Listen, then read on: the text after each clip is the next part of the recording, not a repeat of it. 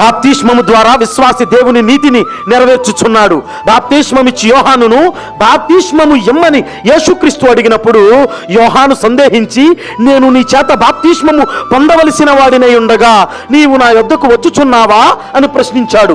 అందుకు ప్రభువు, ఇప్పటికి ఇలాగు కానిమ్ము, నీతి యావత్తు ఇలాగు నెరవేర్చుట మనకు తగియున్నదని సమాధానమిచ్చాడు. కాబట్టి బాప్తిస్మము పొందుట ద్వారా రక్షకుడైన యేసుక్రీస్తు కూడా దేవుని నీతిని నెరవేర్చాడు. అయితే ఆ నీతి ఏమిటి?